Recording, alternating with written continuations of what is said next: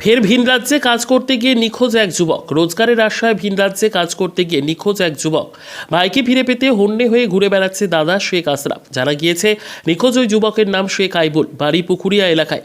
আরও জানা গিয়েছে রোজগারের তাগিদে বিগত কয়েক মাস আগে ভিন রাজ্য অর্থাৎ দিল্লিতে পাড়ি দেয় যুবক। তার অন্যান্য সঙ্গীরা বাড়ি ফিরে আসেনি শেখ আইবুল। বিভিন্ন জায়গায় খোঁজাখুঁজি করলেও কোনো সন্ধান মেলেনি ওই যুবকের। তাই নিজের ভাইয়ের খোঁজে হন্যে হয়ে ঘুরে বেড়াচ্ছেন তার দাদা। কোনো সন্ধান না পেয়ে প্রশাসনের দ্বারস্থ হন নিখোঁজ যুবকের পরিবার। পুকুরিয়া থানায় একটি নিখোঁজের অভিযোগ দায়ের করা হয়েছে।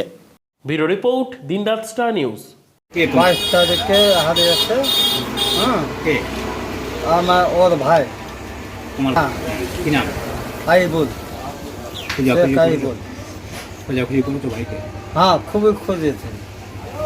খুঁজতে খুঁজতে আমি দেখা হলো না, তবে এটা আমি কাজে উঠলাম। অভিযোগ করেছো তো? হ্যাঁ, করেছি। মিসিং ডায়েরি দিয়েছো, ঠিক? তোমার নাম কি?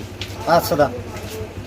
যে হারিয়েছে তোমার ভাই, হ্যাঁ, বাড়ি কোথায়? বাড়ি পুকুরিয়া।